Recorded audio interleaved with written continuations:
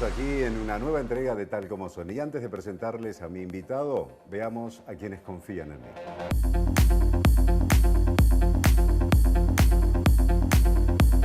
Auspicia este programa. Claro, es simple. Seguimos buscando sensaciones entrerrianas. Hoy presentamos El Casino. Último día de vacaciones, tus mejores amigos y de repente salta la banca y deciden quedarse una semana más. Vení a Entre Ríos. Viví los casinos. Crecer es brindar oportunidades. Crecer es motivar el desarrollo de la gente. Crecer es promover la cultura y el deporte. Queremos seguir creciendo junto a vos. Banco Ciudad. Te quiere ver crecer. 0822 20400. bancociudad.com.ar.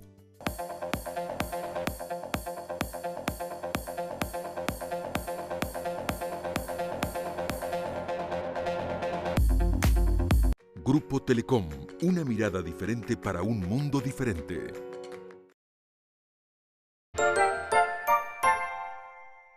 Adhiriendo tus tarjetas de crédito Macro al programa Aerolíneas Plus, siempre que compras, sumas millas para viajar a donde quieras. Adherite llamando al 0810-555-2355. Entra en macro.com.ar y conoce todo lo que tenemos para vos. Macro, tu banco cerca, siempre. Sujeta a la aprobación de requisitos exigidos para su adhesión. Condiciones del programa en macro.com.ar.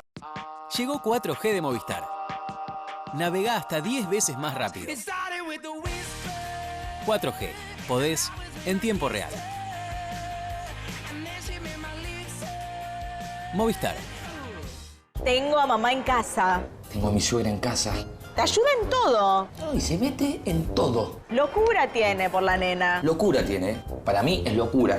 Ahora la enganchamos en un viaje para que nos dé una mano con la nena. Ahora se enganchó en un viaje con la excusa de darnos una mano con la nena. Por suerte canjeamos puntos quiero y nos ahorramos bastante. Por suerte canjeamos puntos quiero y nos ahorramos bastante. El hotel, los pasajes, el alquiler del auto y además lo hicimos en cuotas.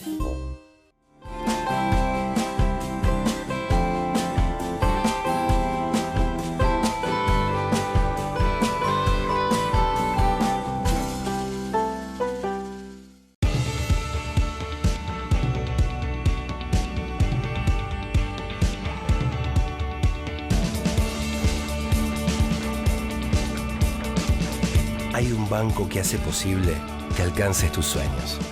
Banco Provincia, de tu lado. Mi invitado de hoy lo conozco desde hace décadas. Hemos trabajado juntos en la calle, hemos vivido momentos realmente históricos, dramáticos y terribles. Es un gran amigo, es periodista de raza, escribe y también es docente. Esa parte no la sabía y ahora me la va a contar. Fernando Carnota. Un placer tenerte. ¿Cómo te va, Claudio? Gracias por la invitación. No, por favor. Ahora que nos conocemos hace décadas, habla de las edades. Está complicado el tema. Pero bueno. Con los 40 que tenemos estamos bien. Sí, porque empezamos a laburar a los 10. Está bien, más o menos. Mucho trabajo ahora, ¿no? Y mucho trabajo, sí, porque estoy con el trabajo habitual del canal, con el estudio jurídico, y ahora me metí con lo del libro y estoy a full con lo del libro.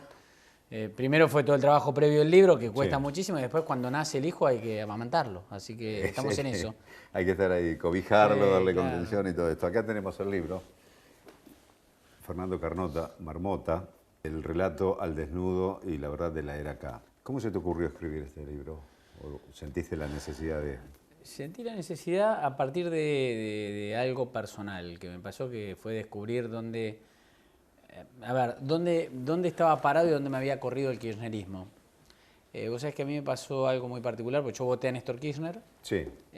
Y al principio, la verdad que los primeros años coincidían sus políticas, lo cual era complicado para ejercer la profesión, porque te corría del eje crítico, digamos. Uno como periodista tiene que tener una visión crítica del poder. Y digamos, ante un gobierno que hacía todo lo que le criticábamos en la década de Menem a Menem, te dejaba posicionado en una situación incómoda. Sí. Esto yo lo hablé con Kirchner en su momento, y él me dijo que le pasaba, varios periodistas se lo habían dicho, hasta que empecé a darme cuenta que yo vivía con los mismos valores, los mismos principios, trabajaba de la misma manera, pero el kirchnerismo empezaba a correrte. Se habían apropiado de banderas como los derechos humanos, los valores nacionales y populares, la libertad de expresión, la defensa de la democracia. Y a todo el que no estuviera de acuerdo con algunas políticas que tomaban, ya esas banderas no las podía tomar. Claro. No le correspondían. Entonces te dejaban parado en otro lado. A partir de eso, de decir, bueno, pero pucha, a ver, yo me parece que soy más parecido a lo que ellos dicen que son que a lo que realmente son.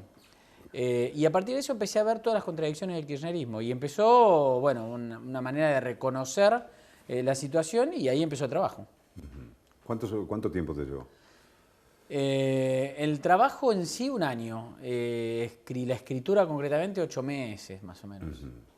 Empecé a mitad del año pasado, a mitad del 2014, a pensarlo el libro y a trabajarlo. Después en noviembre vino el episodio de Capitanich que me regaló el título. Y después me puse a escribir y terminé de escribir en junio, julio. ¿Hablaste con Capitanich después de paso del tiempo de eso, no? No volvió a hablar. No volvió a hablar y él tampoco habla con nadie, digamos. Este es un gobierno de puertas cerradas para los periodistas, así que, y más después de ese episodio, ¿no? Y cuando comentaste a Kirchner eso que estabas sintiendo y viendo que le habían comentado otros periodistas, ¿fue el único momento que hablaste o volviste en el tiempo y te encontraste de nuevo? Así en una reunión a solas, estábamos en el despacho de Alberto Fernández, que era jefe de gabinete en ese momento, fue la última vez, que fue además a los 11 meses de gobierno, o sea, habían asumido hacía menos de un año. Después me lo crucé así periodísticamente en un par de oportunidades, pero esa fue la última vez que hablé directo con él. ¿Y esto es un relato tuyo o tenés testimonios de diferentes personas que lo incorporas ahí o no? En realidad lo que hay son 5 ejes temáticos que son esos, ¿no? Derechos humanos, calidad institucional, libertad de expresión, bueno, y valores nacionales y populares. Y en realidad está contado a través de hechos y de personajes, digamos. Algunos personajes que para mí son emblemáticos en la contradicción que yo quiero marcar del kirchnerismo, por ejemplo. Digamos, no puede ser campeones de los derechos humanos y tener como jefe del ejército a Milani, más allá de lo que represente o no represente Milani, es alguien que está investigado por delitos de lesa humanidad. No podés ser campeón de derechos humanos y financiar a un líder piquetero que es abiertamente antisemita. O tener un canciller que tuvo un diario y dirigió un diario para apoyar el proceso, por ejemplo. Entonces, desde ese lado lo cuento a través de personajes, la historia de los personajes estos, y si no a través de algunos hechos emblemáticos que para mí también marcaron contradicciones, como fue todo el capítulo, yo lo llamo curros compartidos, pero todo el tema de sueños compartidos con la Fundación de las Madres, bueno, y episodios de esos en cada parte temática del libro. Bien. Hablando de hechos traumáticos, ¿ya lo tenés como un lejano recuerdo, aquel día trágico donde casi perdés la vida o no? El 3 de diciembre de 1990. Lo tengo lejano en el tiempo, por supuesto muy vivo en el recuerdo, porque además todos los 3 de diciembre festejo mi cumpleaños, o mi segundo cumpleaños, porque en realidad yo cumplo en mayo, pero el 3 de diciembre volví a nacer. Pero claro, pasaron... Yo estaba ahí también. 25 años, éramos muchos los que estábamos ahí. Sí. Por si ustedes no lo saben, Fernando Carnota, el 3 de diciembre de 1990, durante un alzamiento militar, estaba cubriendo para Radio Mitre, dentro del móvil, en frente del edificio de prefectura, cuando recibe un disparo. El impacto da en el parante y luego impacta en su cabeza. Esto casi le cuesta la vida. Así todo, con el disparo amortiguado que fue a través del parante, estuve en coma y con bastante tiempo para rehabilitarme y perdí la audición del oído derecho producto del impacto, con lo cual tuve secuelas y consecuencias gravísimas. Estuve ahí, mordiendo la muerte. Y eso, te digo, esos años que han pasado, ¿han atenuado, digamos, el impacto que produce en vos recordar eso? Mira, a ver, yo no, o sea, sí y no, porque la verdad es que tampoco me quedó una secuela, digamos, del hecho, más allá de la física, importante en cuanto a recuerdos traumáticos. Sí. Por supuesto, digamos, te abre los ojos en un montón de cosas vivir una situación tan límite, ¿no? Aunque en realidad recién después con los años lo vas procesando y lo vas medulando un poco y aprovechando, en realidad. Cuando uno es un poco más grande, empieza a aprovechar las experiencias críticas que vivió en la vida, ¿no? Ahí inmediatamente, muy joven, yo tenía 25 años en ese momento. Por ahí era, bueno, zafé y sigo adelante. De hecho, después de esa experiencia crítica a ver, yo cuando me pegan el tiro, acá en la revolución bananera esa que se hizo acá en Argentina, yo estaba tramitando los papeles para ir a cubrir la guerra del Golfo. Claro. Y me estaban por salir para ir a cubrir la guerra del Golfo. Y después del episodio, y no pude ir obviamente por este episodio, y después del episodio me fui a Haití a cubrir la... Aristide y todo ¿Te acordás? Sí, me acuerdo. Me acuerdo. El desembarco de los Estuve ahí yanquis. también. Bueno, bueno, nosotros nos cruzamos en un montón de lugares.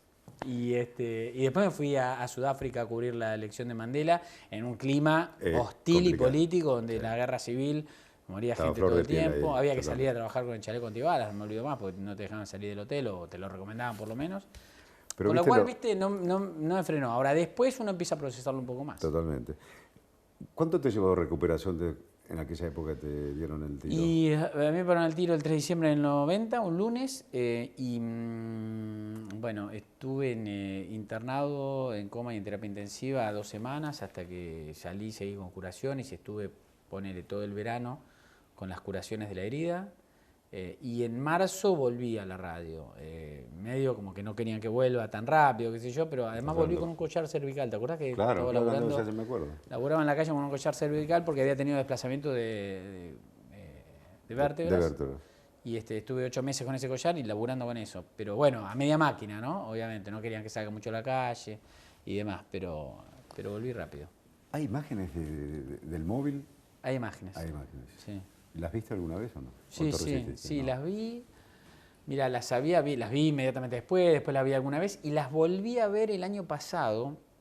El año pasado yo di una charla TED. Ajá. Y en la charla TED, digamos, abordo todo el tema de la experiencia que tuve que vivir ahí, ¿no? Al filo de la muerte y las cosas que reconozco después y todo lo que me pasó. Y en esa presentación mostré algunas fotos y pasé una parte del video. El video es muy fuerte. Es muy fuerte porque estoy arriba de la imagen, una imagen tomada por Pepe de Ser, ¿te acordás? Pepe de Ser, sí. José de Ser, un compañero que teníamos Que nosotros. estaba ubicado ahí, Sí. muy cerca de ahí, Muy fue el cerca primero de que ahí. llegó. Y de hecho, la voz en off, el relato es de él. Es de José de Ser. Diciendo le pegaron una carnota, no podemos acercarnos, porque de hecho me pegó el primer tiro a mí, pero le dieron 8 tiros más al auto después. Nadie se podía acercar y de hecho yo esperaba el segundo tiro que me terminara de matar, porque quedé consciente sin posibilidad de moverme, quietito así, con la cabeza caída, y no me podía ni siquiera recostar en el asiento de al lado. Qué desesperación, por Dios. Y fue, digamos, duro, hasta que 2 policías se metieron y me pudieron sacar. Y bueno, todo eso está filmado por Pepe de Ser. ¿Nunca se supo quién fue? Nunca se supo. Yo sí lo que tengo es la convicción de que fueron fuerzas leales, porque la pericia balística de la investigación determinó que la bala salió a una distancia de no más de 100 metros y a una altura de no más de un primer piso. Eso era el primer piso del edificio de guardacosta. El edificio de guardacosta nunca fue tomado por los albatros, que eran los que intentaban tomar, por las fuerzas rebeldes. Los que estaban haciendo el alzamiento. Siempre estuvieron los leales adentro. Y siempre hubo una versión, además, de que la represión del levantamiento, en la represión como estrategia, se ordenó dispararle a los periodistas para desprestigiar ante la sociedad la rebelión. Claro, como diciendo, cargarle un hecho... Ahora, si querían hacer tirar para que las balas picaran cerca, no lo sé. A mí me pegó en la cabeza, no picó cerca. Totalmente. Terrible, realmente. Terrible fue. Y además después le siguieron tirando. Pero de hecho ahí habíamos como un grupo de 30 o 40 periodistas con cámaras, móviles y demás. Yo porque justo estaba dentro del móvil me pegó a mí. Al lado mío estaba Jorge Greco, ¿te acordás? Sí. Bueno, Jorge Greco, un colega nuestro que en ese momento estaba trabajando en la revista Somos, una revista de actualidad que se publicaba en ese momento. Las esquirlas del tiro que me dio a mí le pegaron en el hombro izquierdo a él, que estaba acá a mi derecha, y lo sacaron del auto. Y yo quedé sentado ahí sin poder moverme. Claro. Si yo en ese momento, cuando ocurrió tu ataque, estaba ahí en la esquina, en la explanada de Casa de Gobierno. Claro.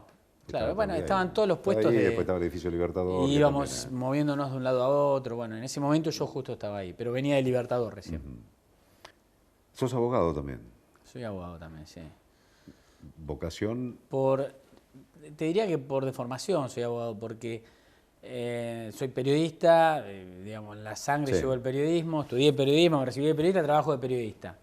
Me perfeccioné con posgrados en periodismo, pero en determinado momento me di cuenta que el 70% del léxico que usábamos para comunicar era jurídico. Totalmente. Entonces empecé diciendo, bueno, tengo que por lo menos hacer un curso de derecho para tener un poco de vocabulario y entendimiento jurídico a la hora de comunicar. Yo tenía en ese momento a mi hermano, que ahora es abogado mucho antes que yo, estudiando derecho a punto de recibirse. Me dice, pero no hagas ningún curso. Pues le pregunté, che, ¿habrá algo? No hagas ningún curso. Me dice, haz una cosa. Yo te paso los apuntes, las cosas, teoría, anotate y da el primer año que tenés todas las básicas de, por lo menos de todas las ramas del derecho. Claro. Y así arranqué.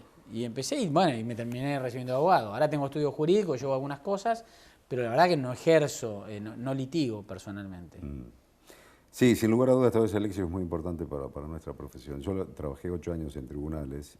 Bueno, ya Y está, ahí aprendí. suficiente. Aprendí todo el léxico y la precisión y saber diferenciar una pues cosa ¿sabes de qué otra. pasa? Si no, es como elemental. Estás hablando le aplicaron prisión preventiva a alguien, no sabes lo que es la prisión preventiva. Totalmente, totalmente. Ese por lo menos deshonesto, intelectualmente deshonesto, ¿no? Sí, está bien. Pero no todos se preocupan igual por eso. No todos dejan como laissez-faire, laissez-passer. Docente, no tenía esa beta tuya. Mira, y Fernando. sí, porque también arranqué hace varios años. La docencia es una actividad a la cual si no te dedicas a full es volátil. A veces la haces, a veces no la haces, a veces te convocan, a veces no, a veces tenés más tiempo. Por ejemplo, este año no estuve dando clases, di charlas. Doy algunas charlas en algunas cátedras como clases especiales y demás. Pero sí, doy clases y di clases en la Escuela de Periodismo, di clases en la UCES, en la UBA, en la Universidad del Museo Social, en varios lugares. ¿Y qué materia concreta?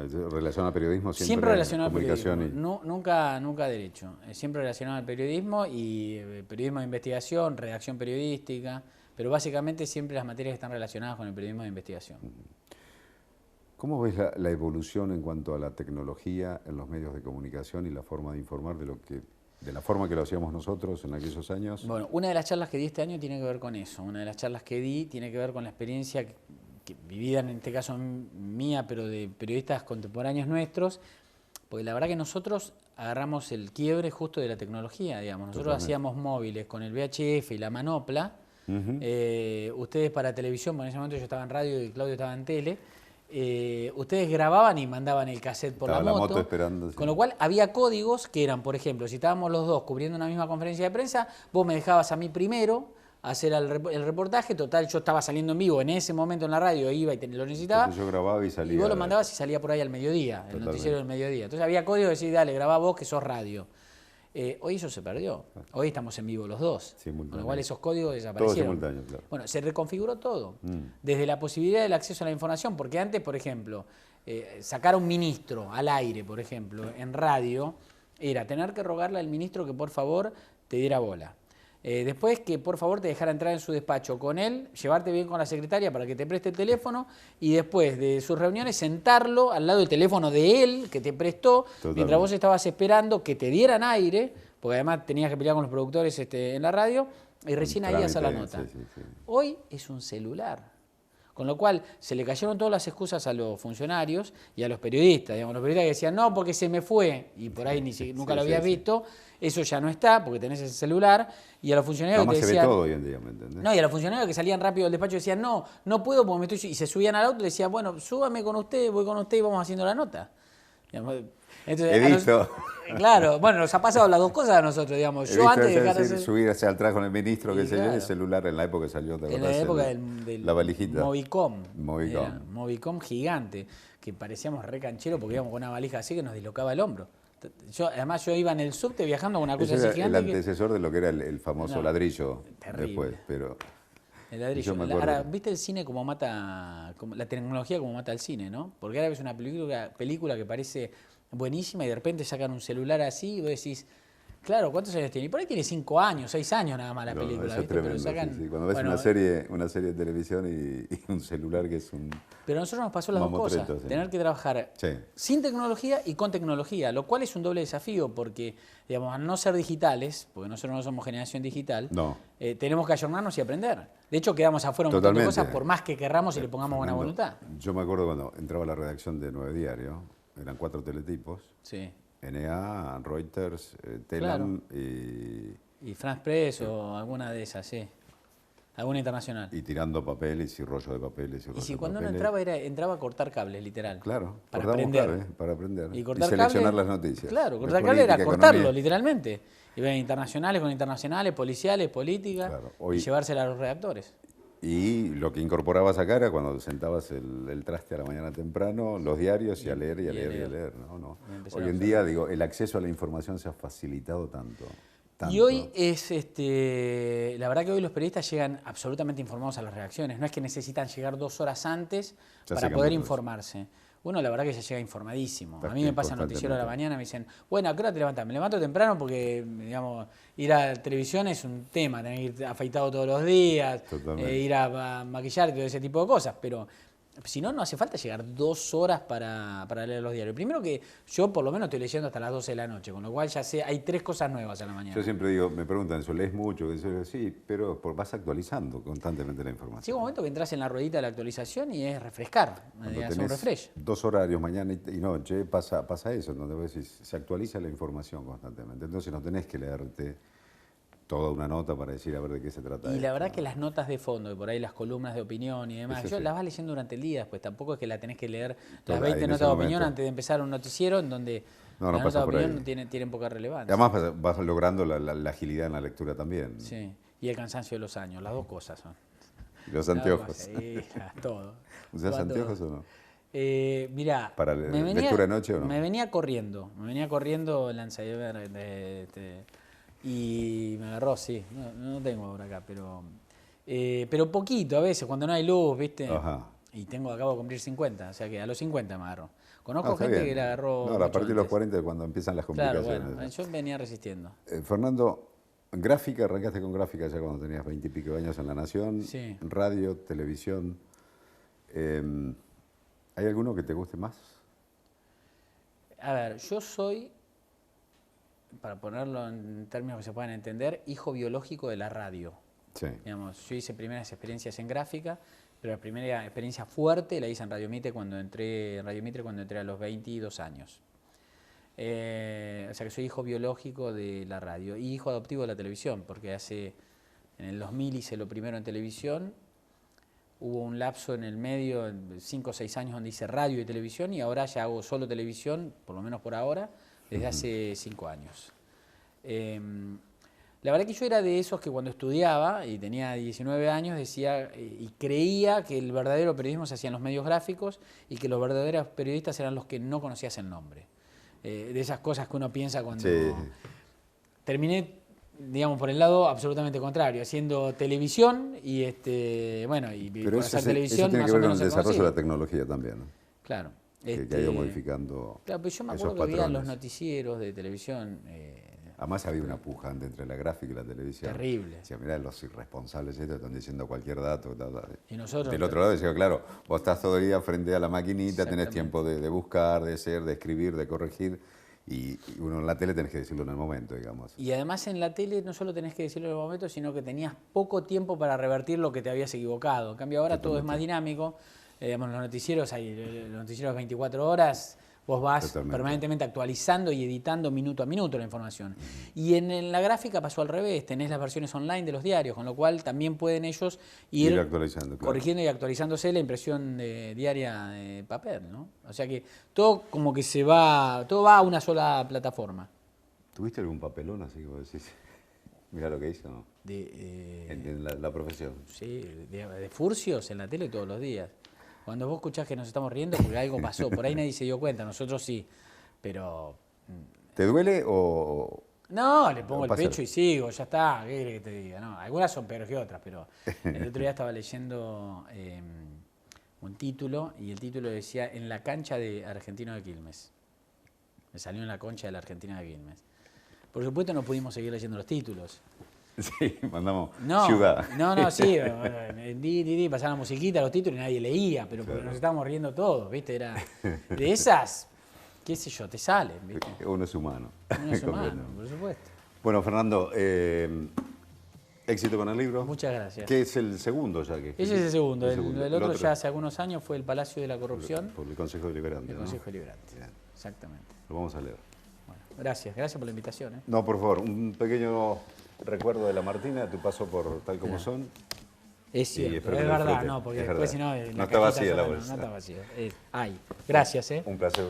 Gracias por la siempre invitación. te recuerdo, con mucho afecto. Gracias, igualmente. Muchísimas gracias por estar así. Nos vemos en el próximo Tal Como Son.